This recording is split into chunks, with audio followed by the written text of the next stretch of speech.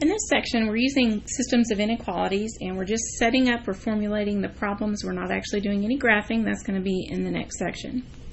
Our goal here is, like in many economic situations, we wish to optimize some quantity. Maybe profit, maybe we want to maximize, or maybe we want to minimize cost. So in other words, we want to maximize some quantity or minimize some quantity. And the quantity that we're going to be maximizing or minimizing is called the objective function. This objective function, profit or cost, whichever it may be, is subject to a set of inequalities called constraints. So you're going to see the objective function as an equation, and then you're going to see all the constraints as a system of linear inequalities. An example of a linear programming problem looks something like this. Maximize P equals 3x minus 2y. So maybe we're maximizing profit in this situation. This is called the objective function. And notice in the objective function we have equals. We don't have less than or equal to or greater than or equal to. That objective function is subject to the constraints given below.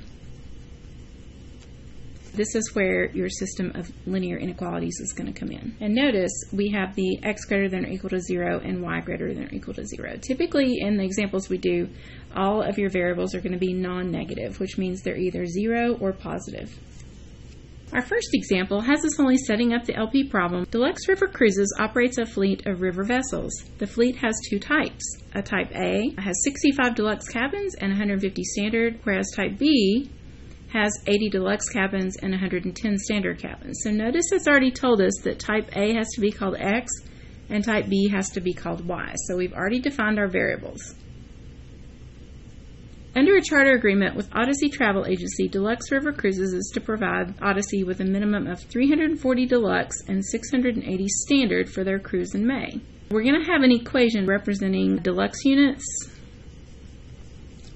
and an equation representing standard cabins.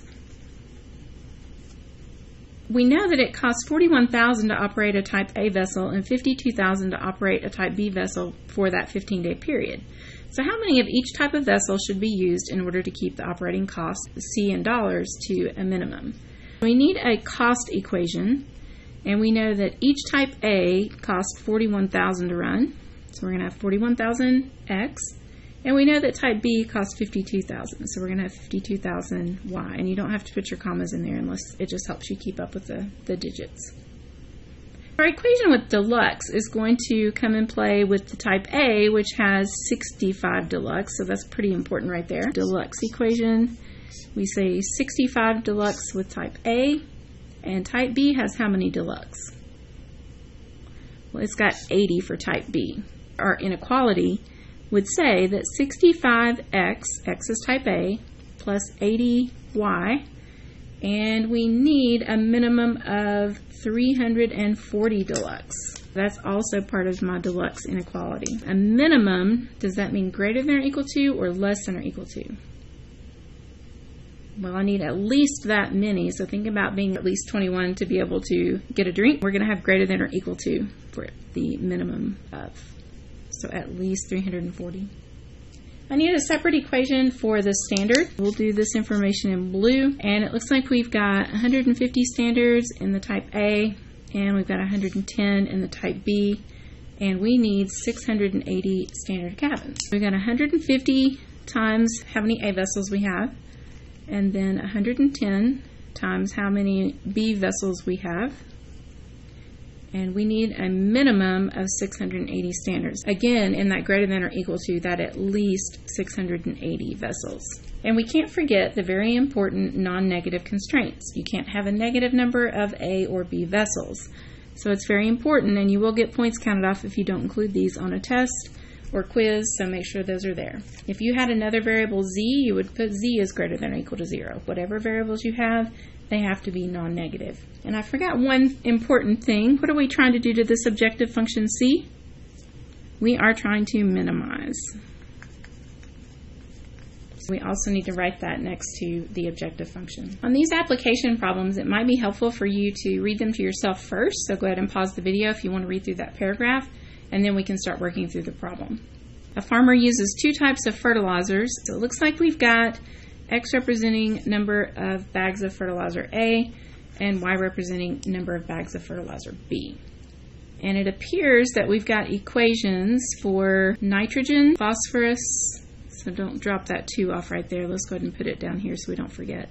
And potassium. And this one contains 5 pounds of each of those. And then we've got minimum requirements for each of the nitrogen, phosphorus, and the potassium. So let's go ahead and get those constraints written down. How many variables do we have? We've only got 2. That's the type A and type B fertilizer. So let's go ahead and make sure we include X greater than or equal to 0, Y greater than or equal to 0. We can't have a negative number of bags. We have an equation for nitrogen. We'll have an equation for phosphorus. And we're going to have an equation for potassium. Fertilizer A contains 8 pounds of nitrogen.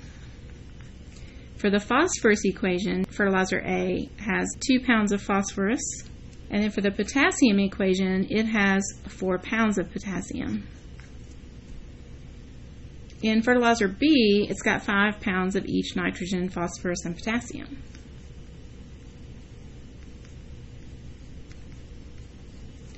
And it tells us that the minimum requirement, so again, we need at least this much, 440 pounds of nitrogen, so this is where the greater than or equal to is going to come in. The second equation representing phosphorus is at least 260 pounds total. And finally, for potassium, we need at least 360 pounds.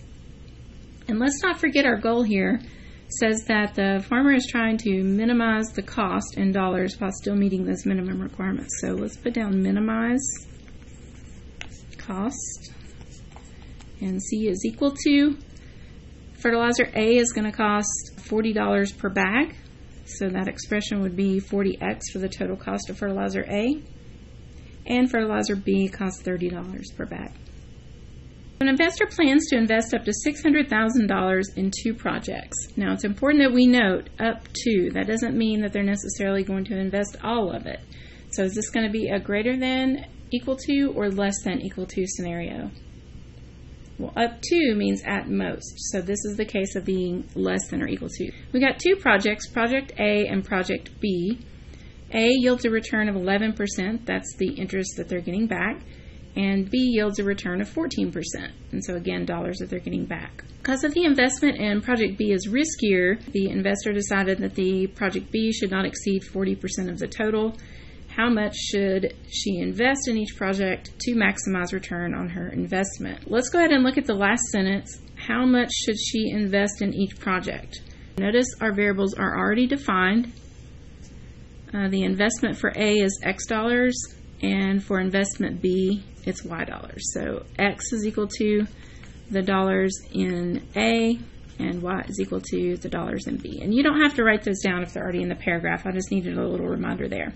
And the goal here is to maximize the return. So if we're maximizing our return, we're thinking about our profit. That's how much interest we're getting back from this. And we get 11% back on Project A. It earns 11% interest, so 0.11x. And then we also get 14% on investment Y, so that would be 0.14y. So this is just the interest. It doesn't include the money that was invested initially. Now we need our constraints. We're assuming that we can't have negative number of dollars, so X and Y are both non-negative. We've got up to $600,000. Remember, this is how much in A and this is how much in B, so X plus Y has to be less than or equal to $600,000. And because Project B is riskier, the investor has decided that Project B should not exceed 40% of the total investment. If you take 40%, so think about that in words, 40% of total investment. That's like taking 40% of X plus Y. And if we multiply with percentages, we have to turn those into decimals. So we need 0.4 times X plus Y, or 0.4X plus 0.4Y. We should not exceed that much. So we want to be careful here because Project B is Y. So Y is going to need to be less than or equal to 0.4 times X plus Y.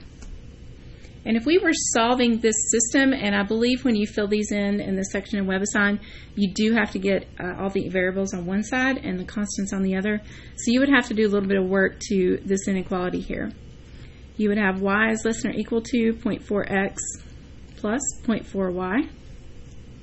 And then you would have to move your 0.4y over.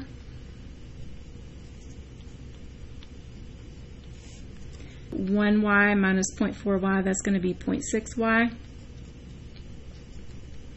And then you'd have to move your 0.4x over.